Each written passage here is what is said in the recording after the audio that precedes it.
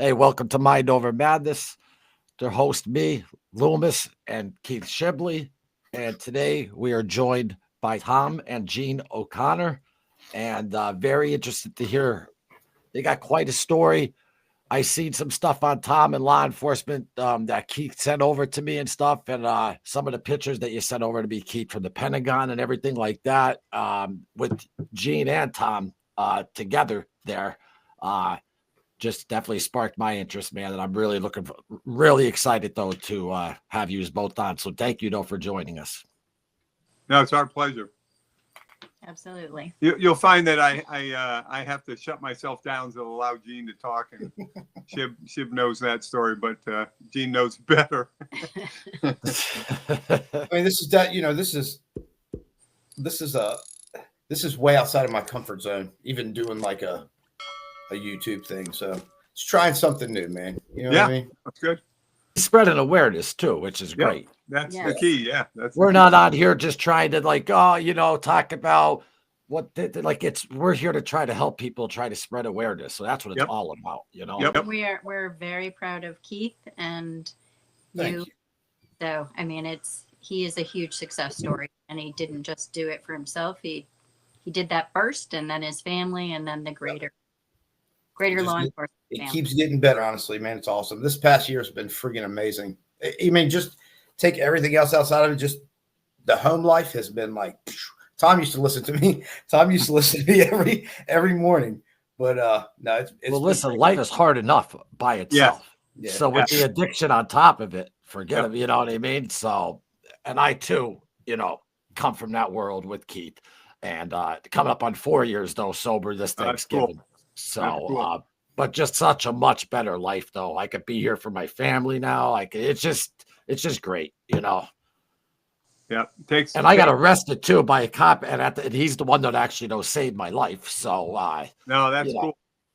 Yeah, that's good to hear, because I occasionally get a text or an email from somebody back from my policing days, and you don't know what influence you have just putting those cuffs on somebody, that it drops them to the point where they got to wake up and make some changes. And then 20, 30, actually 30 plus years later, I get a text from somebody saying, hey, you kept me out of the glue, and those things mean more than anything. So it's pretty cool. They do. Absolutely. And it's just not, I mean, the longer I've been in this, the success stories are not many, you know what I mean? I mean, a lot of people, it grabs a hold. I mean, even people in law enforcement that I've tried, it doesn't stick a lot of times. So I'm very grateful. I could go off the rails tomorrow, who knows? But so it's been, doing this stuff helps, man. The more I talk about it, the harder it is for me to self-implode. Yeah. And I think, as you know, we've been doing these talks at conferences and all sorts of stuff. And I think that actually has been kind of therapy for us over the years, just telling the story, right? So it's the pain and anguish isn't there. It's the story you're telling to other people to try and let them know that it's you can get through a lot of things. So absolutely, no, 100%. And I mean, if you don't talk about it, you're never going to get better. And the number one cure isn't Suboxone, isn't this or that. It's you got to talk. You got to talk. Where are you from? I'm from a town called Wilkes-Barre, Pennsylvania. You ever hear of Scranton? Oh yeah. Scranton, Wilkes-Barre. Yep. Okay. We drive through it all the time going back to Massachusetts. So you're probably on 81 then. 81 would be that highway. Yep. That's me. All right. So Tom and Gene, I'd love to know though how you met. And well, let's just start with that. How did you meet? Well, when I got out of high school, and long before high school, I wanted to be a police officer. Actually, on my wall at home where I grew up, I was in crayon. It said, "My name is Tom O'Connor. I'm in the 6th grade. I want to be a police officer." And so I knew what my goal was. It was just how to get there. So the first job I got in policing was at 18, first summer after high school. I got a job as a park police officer with arrest powers, part of the city police department, but you worked just in that park. And it was a small group of us, and we policed that park. They had some drug issues and some other stuff that we kept our eyes on and stuff. But I also keep my eyes on other things because I was 18 years old. And in the pancake cabin, I found a waitress that caught my eye more than the drug dealers did, and that happened to be her. Okay. Yep. So he. So some drug dealers got away then that day, Tom? Not many, trust me. Not many. Yeah. I think he was the most active cop in Northampton, even in that little area we were Yeah. in. No, the city cops used to laugh. They're like, Christ, you're just a park cop. Why do you keep locking all these people up and stuff? I don't know. That's what they told me I can do. Yeah. So it was a fun job. But Yep. So we met, and he actually was really good. Had a really good high school friend who was a waitress with me, and she prodded me along and convinced me to actually go on the first date with Tom. So prodding along. I mean, it would have been like, hey, you should go on a date with him. Prodding. No, there was a little prodding. Yeah, probably was. Yeah. So we dated that summer and continued to date into college. Gene went away to college. I stayed home and went to the community college. I then got a job with the Amherst Police Department as what was called a community service officer. That's where UMass is. So walking a beat there. And then at the same time, I went back and got a reserve officer job with the Northampton Police Department in Massachusetts. And so I was working at the Northampton Police Department, the Amherst Police Department, and then the county sheriff's office as a correctional officer in the county jail, and then trying to go to school during the day. So I wasn't the greatest student, but I was learning a lot on the job, and traveling to Rhode Island to see Gene at school, who was actually going to college and doing well with that. So Keith will tell you there's two parts of this couple sitting here. One is the bullshitter, and the other one is the one with the brains, and that's how we've worked it out. So it works out well, though, buddy. Yeah, it worked out. Team. It worked out Great well. team. So I got hired full time by the Northampton Police Department in 1985, and went to the academy, worked patrol midnights for close to 10 years. I made sergeant and detective sergeant and worked narcotics for the remaining years I was with the police department. And while I was doing that. Yeah. Well, I would also say, like, I encouraged him to get his 4-year degree. Yeah. He got his 2-year degree right off the bat. But he was working all the time, and he was working midnights, and then he was working 3 to 11s.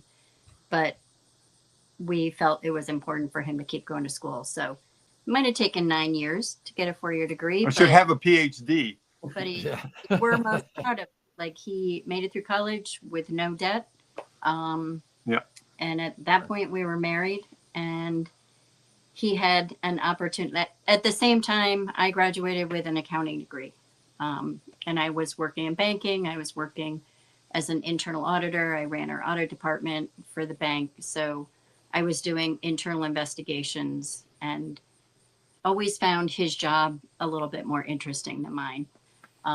I worked for a $1 billion bank, found my team and we found an extremely large fraud. We reported it to the FDIC, and the bank ended up being taken over eventually because it was that large. It was our number one commercial lender, was giving money to friends and family, and shouldn't have been. And we weren't neither friends nor family, so we got none of it. Yeah, right. But it was my team that found it, and so the FBI investigated it, and he eventually went to jail, not for as long as he should have, but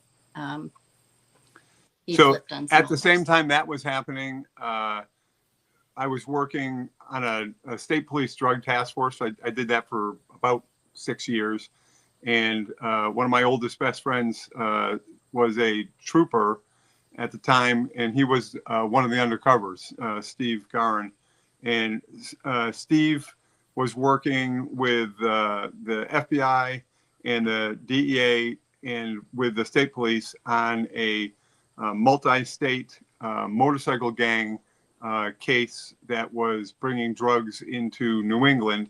And so they brought me in on it as the representative from the Northampton Police Department, and the takedown was to take place at a local airport. So that was really cool.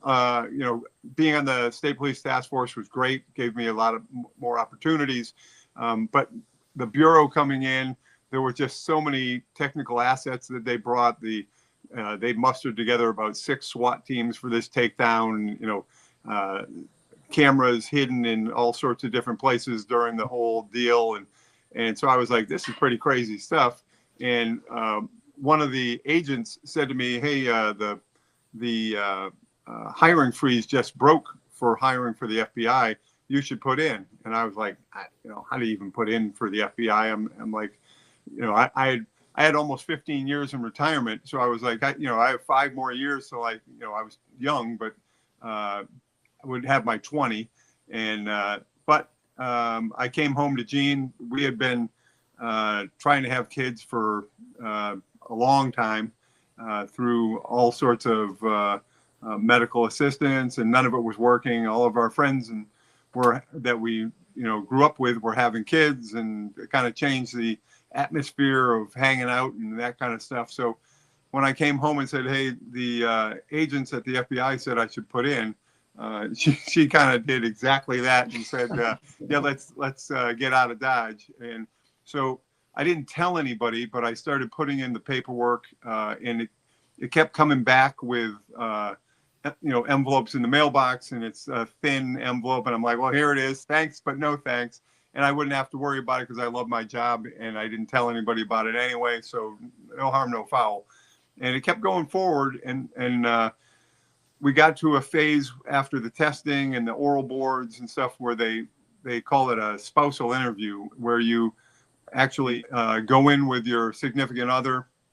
They sit you down like this and talk to you about how I was going to be working a lot of hours, and I'm going to have to carry a gun. And she's like, you can't be working any more hours than you is now. So none of that was a big surprise. And then one of the agents said, Gene, what do you do? And I said I was the director of an audit department, and I had literally just come from an audit committee meeting that morning. I think we had the meeting at like 7 o'clock in the morning, so I could make the spousal interview in Boston. And they're like, really? Hey, Tom, could you step outside the room? And they gave me a videotape, which tells you how long ago this was. VHS? Yeah, VHS, how to do push-ups and pull-ups and sit-ups. And I was like, all right. So I went and watched the video. Yeah. And then she came back in. So they asked a few more questions. I mean, they wanted to talk to me alone without him in the room as well about the spousal interview. But at the same time, they're like, okay, what's your education in? How long you been working? And she recruited me on the spot to put the application in. She comes back into the room. She says, I said, what was that all about? And she's like, they gave me an application. I said, for what? Like a professional support employee or, auditing, something like that? She says, no agent. And I'm like, this is about me. That's crazy too, because Keith yesterday told me, when you hear the story, I'm like, I don't want to hear it till they tell me. That's crazy. So, Gene, let me ask you, when they asked you that, were you, because you said you kind of you thought Tom's job was more interesting as a police officer. Was that just was it something you thought about and just didn't really pull the trigger on it? Or was it just something they presented to you and then you started thinking about it type stuff? I didn't think about it in the context of doing it with him. She's going to do it without me and take off. No, but I think we had a childhood family member, like a really good friend of the family who was an FBI agent, and he used to come visit us. He lived in London with his family. So I grew up with a little bit of knowledge of the FBI outside of TV, right? Yeah. And then after college, I worked in Boston. I worked for Liberty Mutual Insurance Company as an auditor there. One of my roommates was a clerk at the FBI. So I met other FBI employees there. And then, as well as the interaction that I had with the major fraud, it was really, frankly, frustrating to me when the person who was the lead person on the fraud got a minimal sentence. Yeah. So frankly, that was my initiative to try to make sure that that didn't happen again. She's like, I can do better than that. Yeah. Yeah, I mean, when you're doing all this work and then they get the minimal sentence, it's got to be. it happens a lot. It does Yeah, happen. Yeah. Yeah. So from there, I went to the academy in February of 1997, and graduated in June of 97, and I got posted to the Washington field office. And at the time there was 56 field offices. There's now 55 field offices, but there were 56 potential locations for you to go, and they gave you a list to write out from 1 to 56 of what places to go. And my brother was a cop in Richmond, Virginia, at the same time Shib was, and he was a pretty solid cop in Richmond, and so I knew he was going to be there for a while. So I put down, I had to put down Boston first, just because my family would have, my father, who was alive at the time, my mom had passed, but I wanted to be close by him. But then I put Charlotte and Richmond, and then Washington, D.C. So I got Washington, D.C., and I landed on the Joint Terrorism Task Force in D.C. And, at first I was like, why am I going to a terror? I'm a, street cop, drugs, gang kind of stuff. And that's where I landed. How big was it back then, Tom, when you first started? The task force was probably marshals, MPD, Secret Service, State Department, FBI, maybe a couple more, but ATF, did you say yeah, ATF. So Was it like how many squads was it? It wasn't. Yeah, one squad. Just one squad. Yeah. There was one squad, and then there were other squads that did different, like the Hamas, the Hezbollah, but they weren't part of the task force itself. The task force was more of a rollout, both international and domestic terrorism side of things. So I got there. It was a brand new learning curve, so it was actually better than going back and doing something that I pretty much knew, had been working for a number of years. But while I was doing that, Gene was at the academy starting. So when he loved being a cop, like he could never at any point in his career could he tell you how much money he made. He didn't do it for the money. He did it for the love of the job, and his hometown. So when he put in, like, we were excited but nervous because neither one of us had been really outside of Massachusetts. So when they gave me the application, I didn't immediately fill it out. I wanted to get him into the academy, see how he liked it. See if the knuckle dragger could make it before she walked in. I wanted to make sure you liked it. Yeah. Like that was the goal. It was. I actually asked for a leave of absence from the police department, and the chief, Russ Sienkiewicz at the time, sat me down in his office. He's like, I hate to lose you, but I'm not going to give you a leave of absence. And I was kind of pissed off that, but later I've talked to him. He goes, if I gave you that safety net to just come back to detective sergeant, you may have done that, right? If on a bad day or something, you screw it, I'm going back to the police department where I know I liked it and fit in and had fun. Without that, I was flying without a net. You know, Yeah, so they say. I mean, they say if you have a backup plan, you're not really committed to the first. yeah, first that's plan. exactly Yeah. right. I wasn't committed until I got down to Quantico and I met mean, all the people and kind of stuff.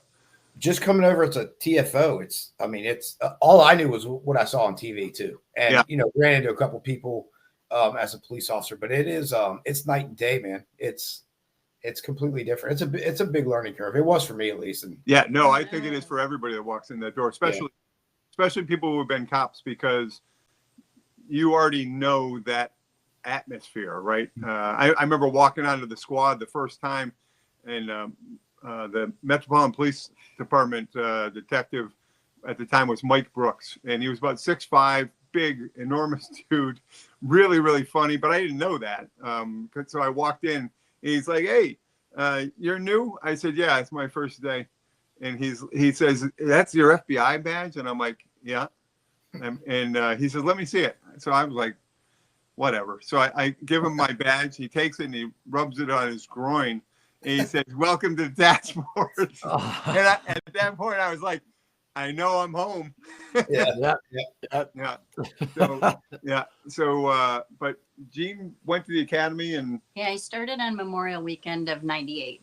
So I had put the application in when we were still up in Massachusetts, but once he moved down, we moved him down to an apartment in Virginia. And then my application got moved from Boston to DC, and it got lost in the shuffle for several months. So for the first time in my life, I was not employed, which I was a glorified tourist or a, what do you call Tour it? guide. Tour guide for DC. But our friends, we had like 60 people. We had 80 people. 80 people come down and visit us in a 2-bedroom apartment. But them, just like us, had never been to DC. Yeah. So we're like the center for people I didn't even know were calling us up and saying, "Hey, can I come visit you?" I'm like, come on now. Well, Gene, how much longer though because that story blows my mind though with the spousal interview, and then they give you that. So how much longer from with time with the FBI? How much longer was it until you actually were in? So I think I probably applied in May. Yeah. May of '97, and then it was exactly a year. Yeah, my class number was 97-9, and Gene's class number was 98-9, which doesn't mean the dates are exactly the same, but it's pretty darn close to a year. Year cycle. Yeah. Because when you put in for the FBI, it takes about a year. It took during the old. It took about a year to get in. Because they have to do your background, they have to do all that stuff, and they literally called. I worked at the open pantry, like a 7-Eleven, when I was like 16 or 17, and they found my manager and interviewed them about my work ethic. So even from your first job with your working papers, they go all the way back to there. Wow. They go back and do that. So, but we were going in our mid-30s. Yeah. So it's like they went back 20 years. Yeah. My clearance took 14 months, and that's not like it's just a background check. No, you got to be able to trust the people that you have there. So Gene, when you got out of the academy, I don't know if I know this. When you got out of Quantico, what was your first squad? Well, I'm going to back up a second. Okay, sure. So when I was in the academy, Tom got deployed for the first time. So I'm down at Quantico. I'm going through everything. And the Africa bombings happened. So you were on HR. You were on the evidence. Yeah. So I had just gotten out of the evidence response team at the field office. And I was downstairs in the gym. And believe it, that could be the only bullshit part of this story. But I was down in the gym and working out, and I was on the treadmill, and there was an agent in the treadmill next to me, and we were watching the news, and it was talking about 2 embassies were just attacked in East Africa, one in Kenya and one Tanzania. And so I was like, I'm looking at that going, wow, that's crazy stuff, right? And he says to me, "Aren't you on the evidence team?" I said, "Yeah, I just got on the evidence team." They're like, "Well, you better get upstairs because you're going to be packing your bags and going." Yep. And all of a sudden it hit me. I was like, he's right. I likely am going to be going. So within hours, we were home, packing up clothes and all our gear. Then we were out at the warehouse putting together all of our the package we were going to take with us to Kenya. That evening, I think we were at Andrews Air Force Base loading onto a C-130 or a 141. I don't remember exactly what it was, and flew to Africa, right? So, I mean, this is a kid who, if I made an arrest in Northampton and on a warrant from Springfield to drive the arrest down to Springfield was a big deal because you got out of town, right? I mean, so to fly to Africa was pretty crazy. And we were there for several weeks, and Gene was in the academy. Yeah, I mean, I just remember, like, because you're in a double room with a roommate, and it's a suite, and there's a shared bathroom, and he's halfway, it's a different time zone, and by the time he would work and he would get an opportunity to call every once in a while, I would be sitting on the bathroom floor with like the phone cord through the door, so I'm not waking my roommate up. Yeah, this is before cell phones and texting and all that, right? Yeah. So the calls I was making, a lot of them, and the statute of limitations is up on this, but the bombing took place right across from the Kenyan railway station, it's the same railway station in the movie with Michael Douglas. I think it's Out of Africa or something like that. Robert Redford. Okay, yeah. And so the building was blown up, right? The railroad station was devastated also. And we were in doing some searches. We found a phone, and we could actually call back to I didn't know that. Home from that phone. Kenyans are probably still paying for the phone call.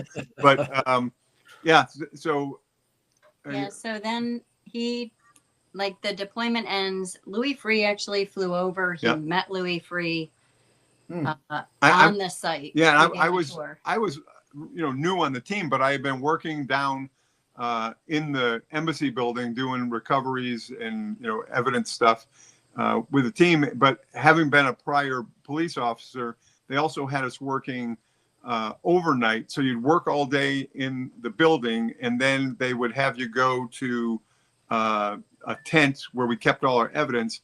And myself and Chuck Hoyt and DJ Hathaway, we would go stay. One of us would be awake, the other one would sleep, and you'd stay with the evidence to make sure that everything was secure. All the stuff was secure, because I mean, like 5,000 people were injured. 124 people were killed. 12 U.S. citizens were killed, and so it was crazy in downtown Nairobi. The military was in. They were, they called them bandits. Were in and around. There's a lot of stories on that I won't go into, but But so I was sitting down there. They said, "Hey, Director Free's coming down to tour the embassy, and we want you to show him around." And I'm like, I was only in a year, so really didn't know jack. But they knew I was down there and knew my way around inside the embassy and stuff. So I brought the director on a tour, not really a tour, but kind of showing him what the teams were doing down there. And had to chase away wild dogs when I was walking through with them. We got up on the roof and we were looking down at the Haile Selassie Avenue, which is the main road that goes through it, and was closed. And we were able to transit really safely, but the President Moi of Kenya wanted to open up the roads. So I told Director Free that was going to be an issue, and he said, "I'm meeting with Moi tomorrow, and I'll bring that up." And he looks at me, and Keith, you'll get a kick out of this. He said, "Tom, if you could put that in a 302 and send it to an EC and send it to me, I'd appreciate it." And I was like, I'd probably written 2 or 3 ECs, not a lot of stuff, right?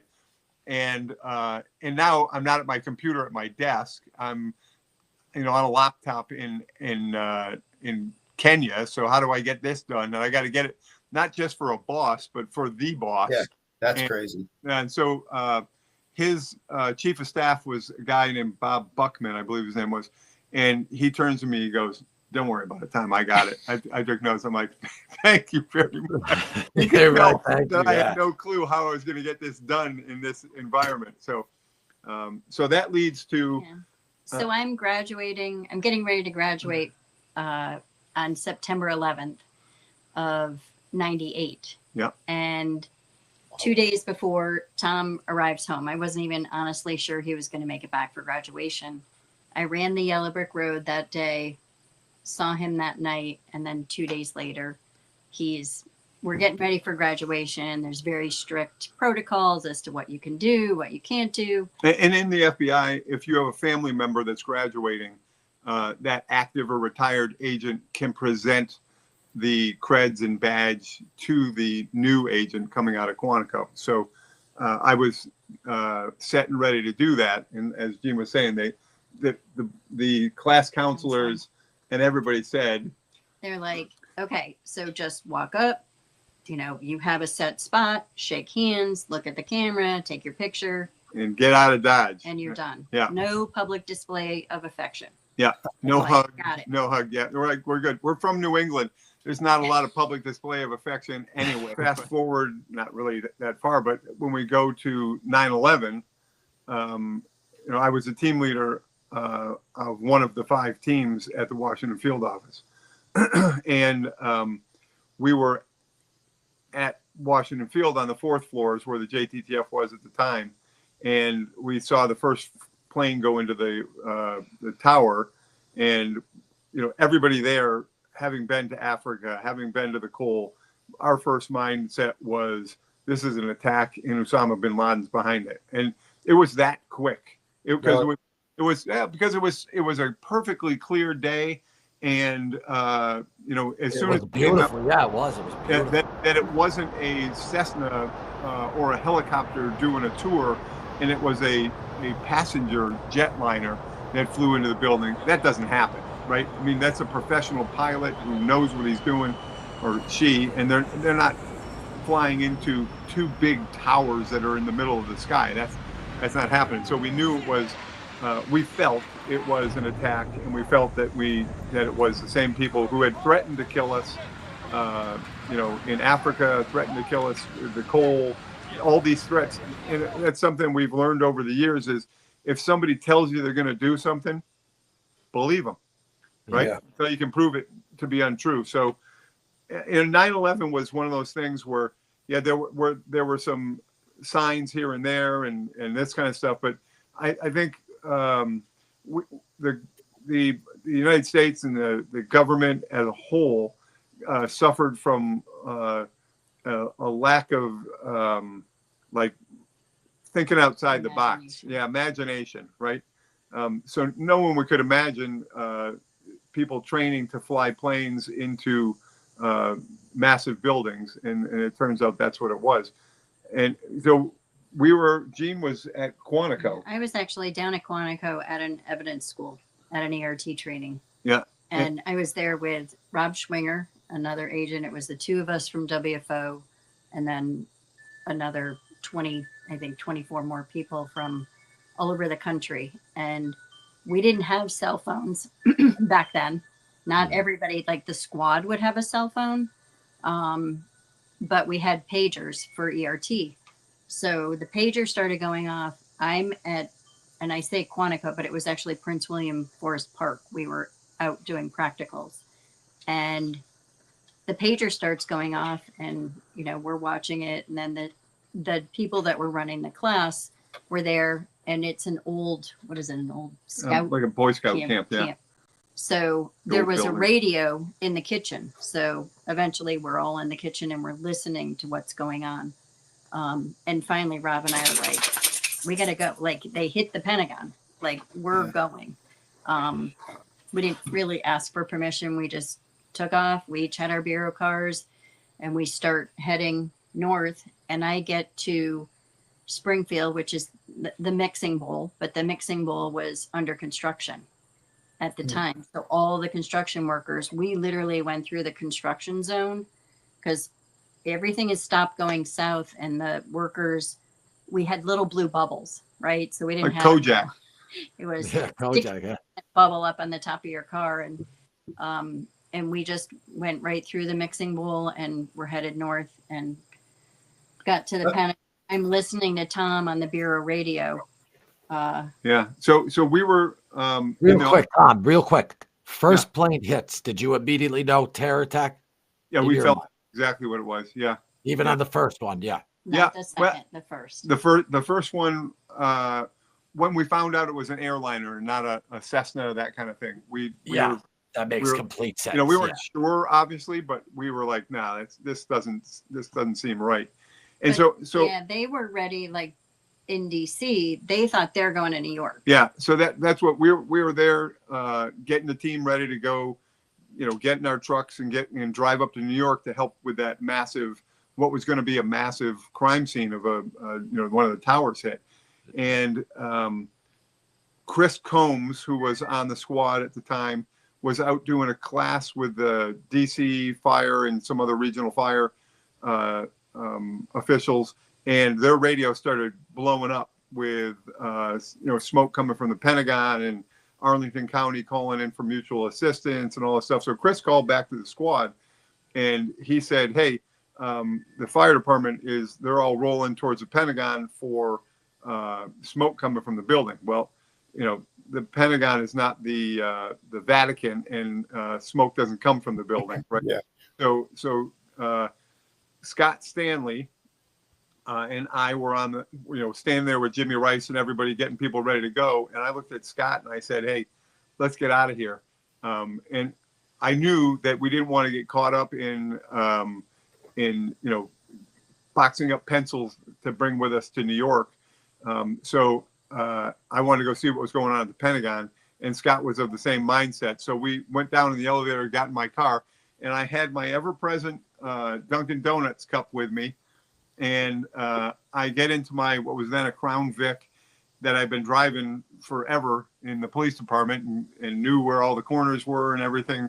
And we hit the lights and took off from the field office and got across the bridge on Southwest Expressway. The Pentagon is literally, as a crow flies, maybe 2 miles from the field office, but you got it on the highway. It can be a half an hour with the traffic. But because all the traffic was stopped coming towards DC and all the traffic was at a standstill going out of DC, I got in the breakdown lane and just, powered through, drinking my coffee and driving the car. And Scott, who was a former firefighter, medic, he's got a PhD. He's like the smartest dude we know. He is sitting in the passenger seat, and he's like, no, you're not gonna make it. You're not gonna. I'm like, I got it. I'm drinking the coffee, going across. When we came out of the other side of that tunnel, you could just see the entire sky in front of us was black, just black smoke. And so we knew something was going on. It was really weird.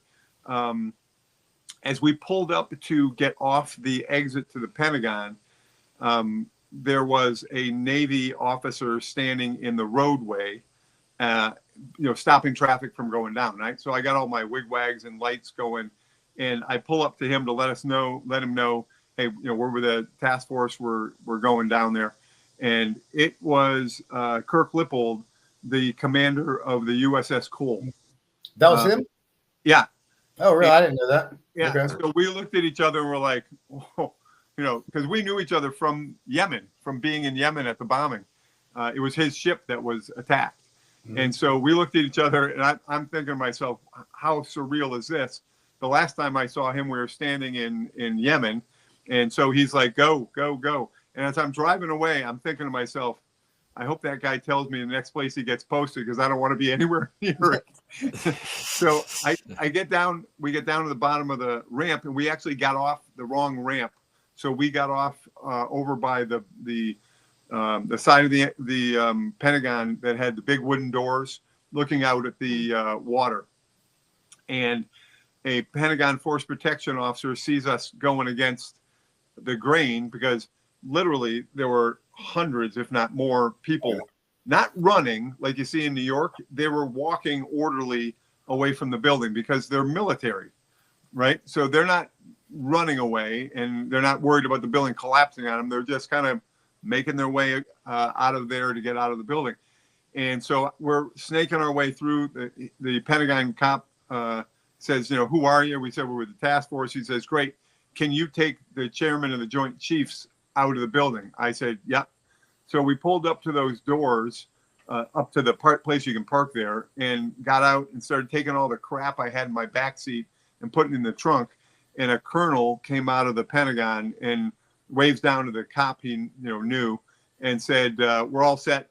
They're on the move. And so at that point, we just drove, across a few lawns into the other parking lot and made it over to where the Flight 77 had actually hit. And Shib will tell you, I didn't often wear a suit to work because our work was not always suit work. And I got there, I had dress shoes on, had a pair of dress pants and a sport coat and tie. And so we went out and started kind of just assessing what was going on, calling back on the radio because the cell phones didn't work. And the radios were not great, but they worked. And started calling back to Washington Field and ordering what we needed, which was everything. They asked me, what are you going to need? And I said, everything, send everything. And we wanted to just set up an area where we could set up our evidence collection tents and all the stuff for a long haul. And, while this is going on, they're pulling people out of the building. People they were bringing bodies out. They were laying them on the lawn. The helicopter came in. They're doing triage and flying people out as quickly as they could. It was crazy. And then other agents started. At what point did you know it was a plane that hit it? Oh, right away, because people outside that saw the plane fly in. So people were coming up. When did you see Mark Whitworth? Not until later. Okay.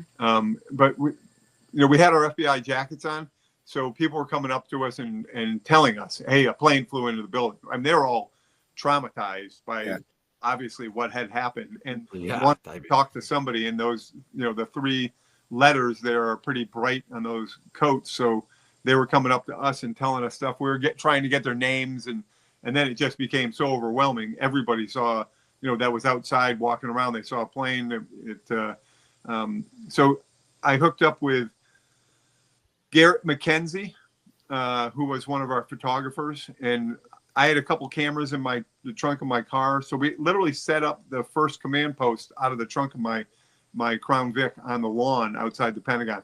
And I remember Brian Botig, who was on the team, showed up and I said to him, "Hey, Brian, do you have a pair of boots and a pair of BDUs?"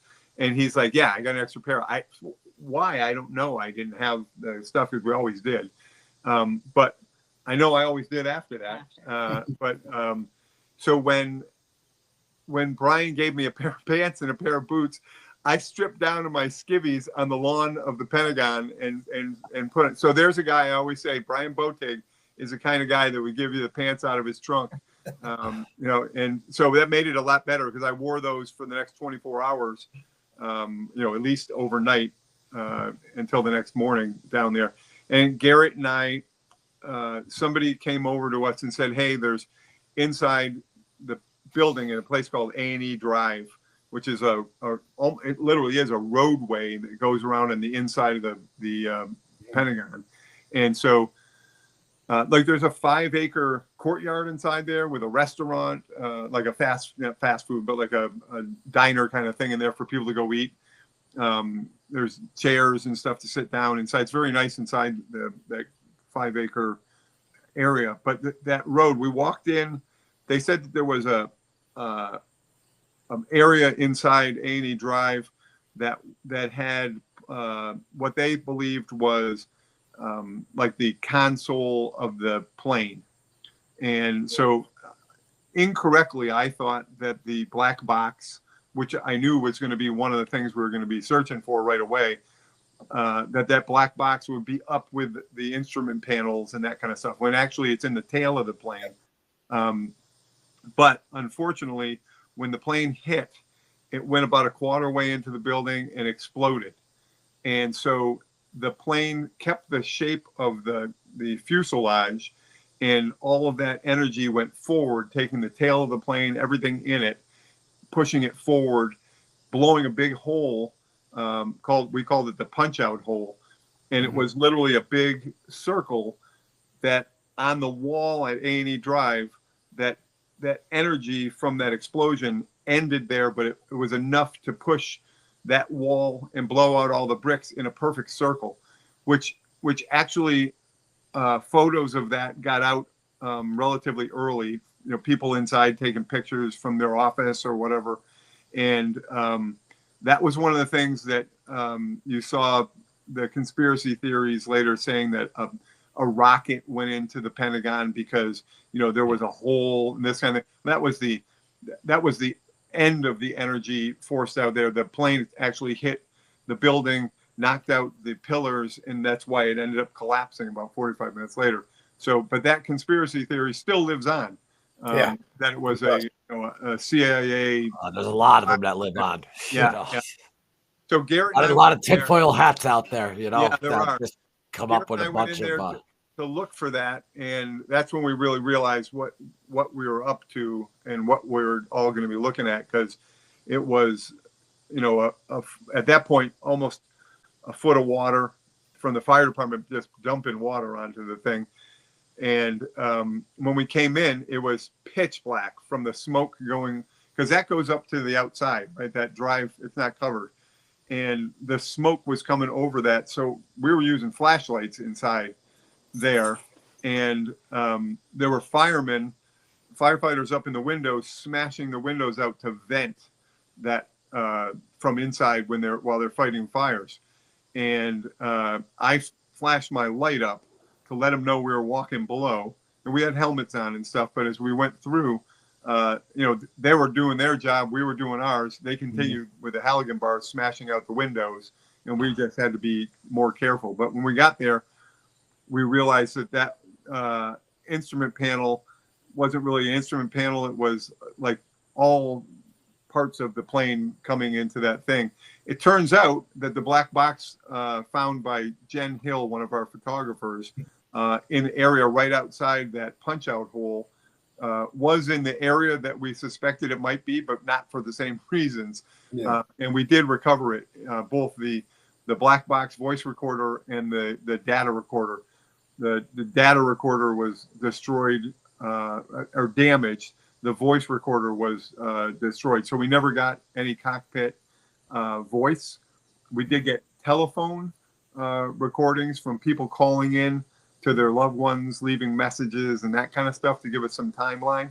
But we didn't get we got the data that showed the plane where it was taken over by a non-professional pilot, and the fight that took place in the cockpit. And so that was, unfortunately very telling on how things happened in there. But the first time I saw Gene at the Pentagon, in our little command center around the trunk of my car, we had, the military. There were like two-star generals standing with us, and I'm running the show as a GS 12, maybe 10, probably, or 11. I don't know, a new guy, 4 or 5 years in, right? And so I'm kind of trying to get people together, and everybody had their specialty. And one of the most important people that was there was somebody from the Metropolitan Washington Airports Authority. And they had their radio back to the DCA tower, and they were tracking, because all the flights were grounded, right, in the country. And there was one flight that was on radar for a little bit, then it went off radar.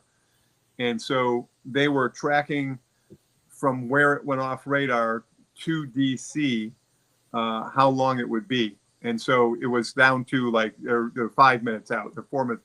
And I remember calling back to the field office on the radio, and I said, hey, do we have any air support up? And, I got these two generals standing there, a bunch of other bosses and stuff from all these different agencies. And I'm on the radio. I'm like, I call in. I remember Ed Laney, who was an analyst, went down to assist in the radio room because that's where he started his career. And Ed, very calm, right, just laid back dude, and he answers the radio, standby, like he's going to check.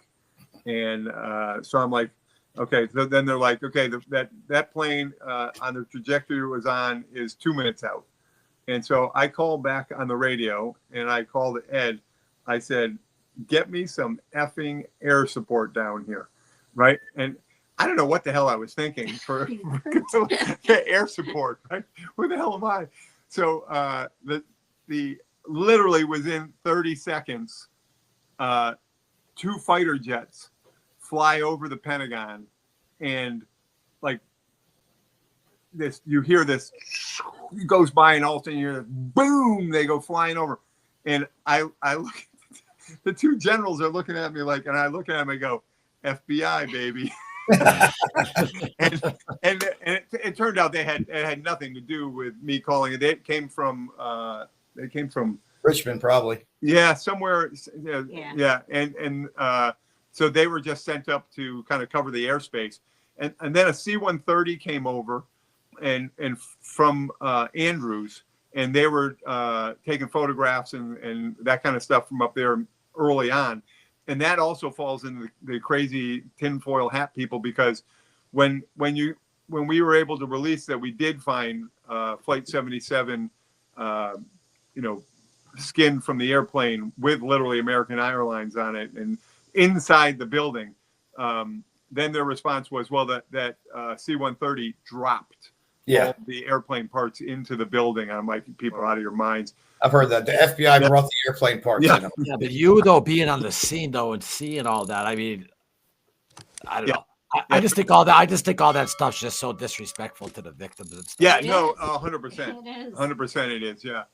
And for the people who lived through it, and for the family members who lost people, both on the plane and in the building. There's no room for conspiracy crap with that, because it's How about the they thought the one with they weren't really planes, they were holograms. People believe this. Out of their minds. We're here to tell you a plane hit the Pentagon, a plane hit the tower. Yeah, no, I'm with you. And a plane went down in Shanksville, and we know that because we've lost friends. And if the FBI was the ones that did this, we screwed that up, because we have 30 people deceased from this, and it's crazy talk. But that's where we are in life.